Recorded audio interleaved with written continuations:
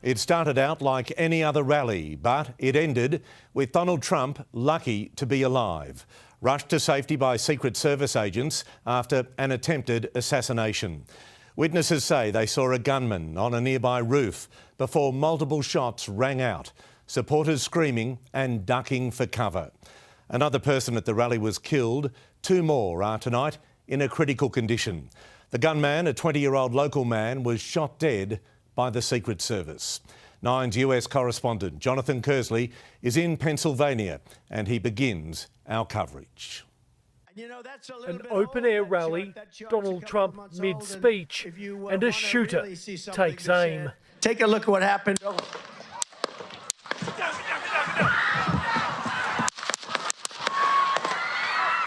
Multiple shots and the former president drops to the ground. The screams ring out from the crowd. Secret Service agents take control. Phone vision shows a police sniper. He shoots the would-be assassin dead. It's then agents decide it's safe to move. Shooters down. Are we good to move? We're clear. Let's move. We're clear.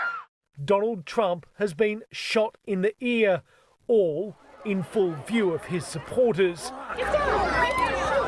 Agents are frantic, trying to get him to safety. Donald Trump then gets to his feet. Let me get my shoes.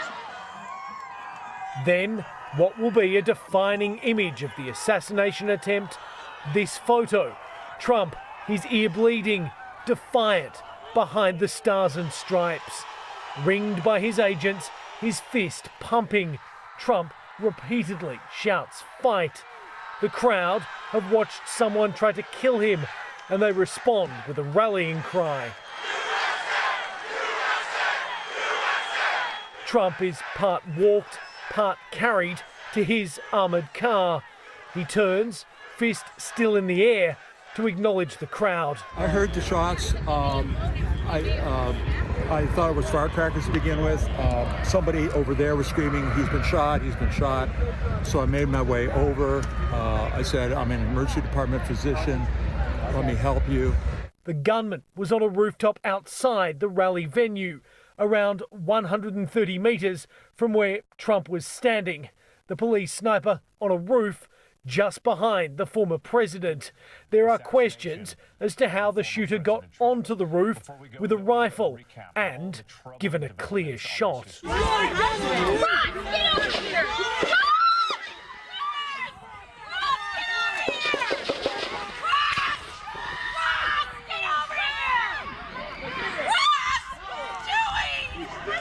I hope he's turning this way. Be careful, guys.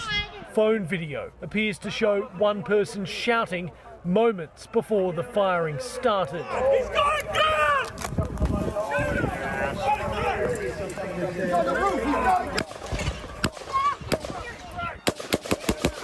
Seen a guy on top of one of the buildings go in between one building to the next, and went and told the officer that he was up there. And when I turned my back is when the shots started. Another man said he saw the shooter and pointed him out to police. We noticed a guy bear crawling up the roof of the building beside us, 50 feet away from us.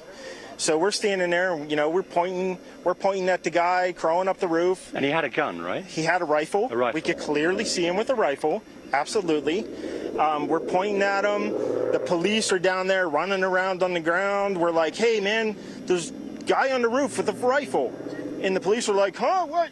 Like they didn't know what was going on. We're like, "Hey, right here on the roof. We can see him from right here." While the shooter was getting in position, most of the crowd was oblivious as to what was about to unfold. Everyone is smiling. There's no negativity. There's no fighting. There's no protesting. It's just beautiful. 15 minutes into Trump's speech, the gunman opens fire. Take a look at what happened.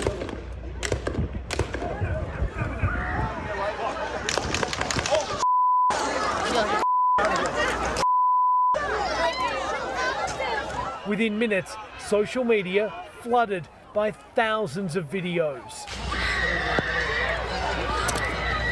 Oh my gosh. Okay? Yes, We're okay. The bullets that whistled past Trump's head struck 3 people in the stands behind him. Their shots were scattered somewhat, and so they weren't just into one particular location. 1 man was killed, 2 critically injured. Put my hand on the guy's head that was profusely bleeding. Who was it? Do you know? After he was taken to a hospital, Donald Trump released this statement. I was shot with a bullet that pierced the upper part of my right ear. I knew immediately that something was wrong in that I heard a whizzing sound, shots, and immediately felt the bullet ripping through the skin. Much bleeding took place, so I realized then what was happening. President Joe Biden was at church in Delaware when the shooting happened. He later spoke with Trump on the phone. There's no place in America for this kind of violence. It's sick. It's sick. It's one of the reasons why we have to unite this country. We cannot allow for this to be happening. We cannot be like this. We cannot condone this. The FBI has now identified the gunman as 20-year-old Thomas Matthew Crooks from Bethel Park, Pennsylvania, a suburb around 70 kilometres away from the scene of the shooting. Authorities haven't revealed his motivation or political affiliation. We are absolutely not taking for granted that this was a lone wolf attack. 6 hours after the shooting, Donald Trump arrived in New Jersey, walking from his plane unaided. His supporters seizing on his brush with death. One Republican senator wrote that God protected President Trump. The North Dakota governor going further. We all know President Trump is stronger than his enemies. Today, he showed it. Jonathan Kersley, 9 News. Nine's US correspondent Jonathan Kersley is live at the scene in Butler, Pennsylvania for us tonight. Jonathan, it's been about 10 hours since the shooting. What's happening as we come to you? What's happening right now here at Butler, Pennsylvania is this is very much an active FBI crime scene. The stars and stripes of the American flag that was the backdrop to Donald Trump's rally and is now featured in those images that will define this historic day in America is still there. The building where the shooter was is just a few hundred metres or so to my left, but almost everywhere around what is normally a fairground here, there is law enforcement carrying out the crucial work as part of that investigation. This is also a township though, Peter. Butler is north of Pittsburgh by around about an hour's drive or so. We are deep in western Pennsylvania, deep too in Trump country. But this is a township, this is an area that will forever be known now as the site of Donald Trump's attempted assassination. And Jono, what are Donald Trump's likely next movements?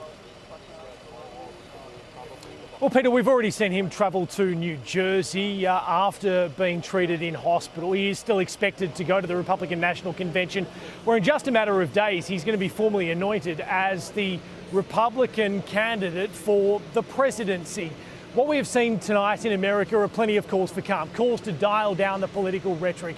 But from Republicans loyal to Donald Trump, what we've heard is a blame on Joe Biden, the president, and a blame on the media. This is a political frontline here, Peter, where today there was bloodshed. The question tonight is how many Americans are listening to those calls for calm.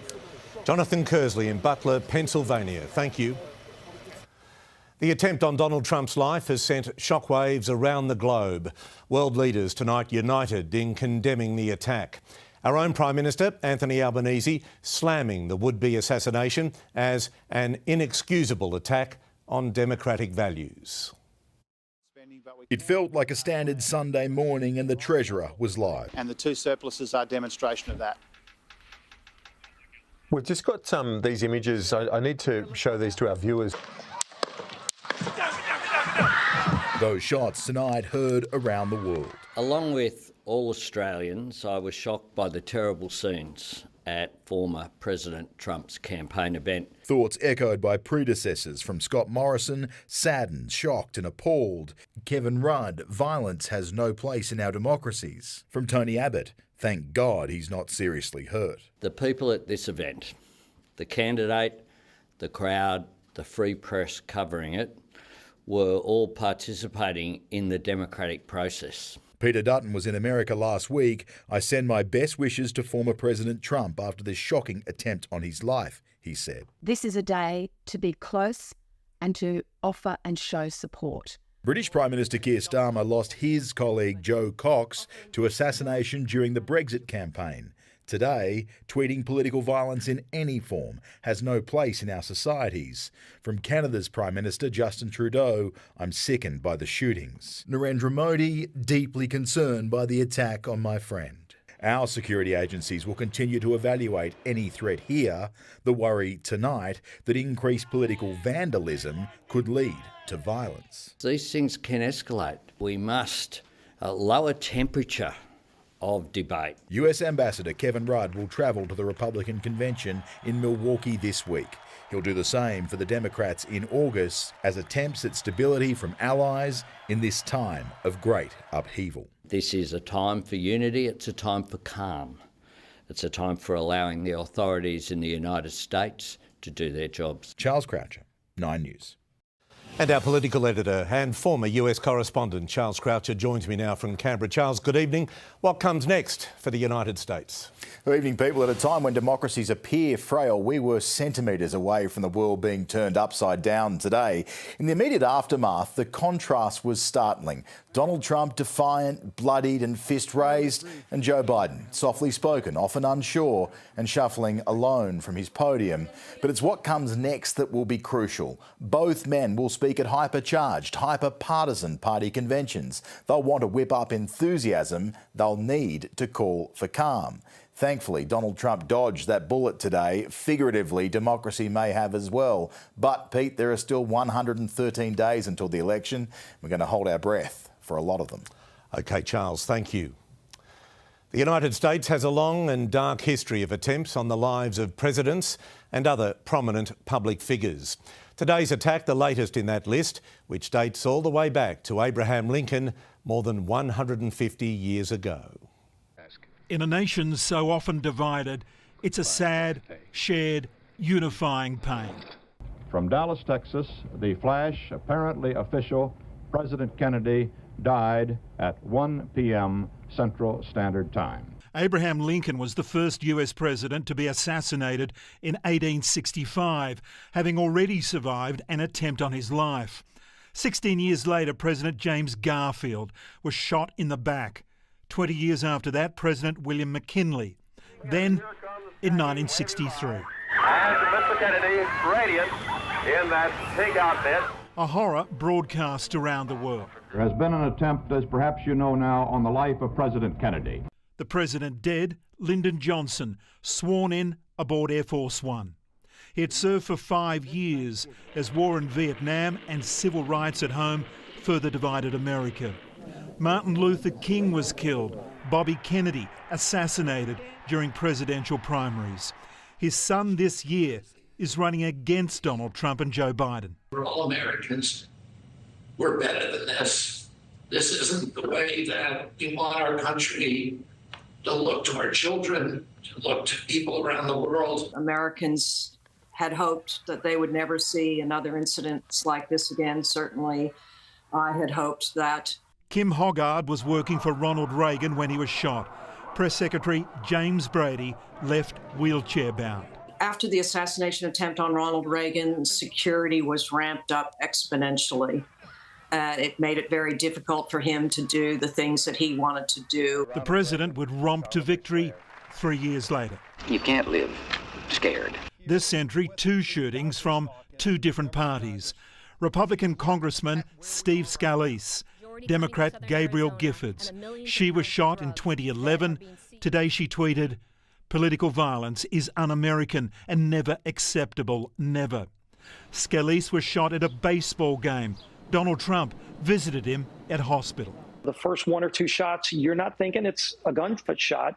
But then by the third one, and beyond, it's clear what's going on. Tonight, that confusion, chaos and concern once again hangs over America, with elections still 3 months away. Mark Burrows, 9 News.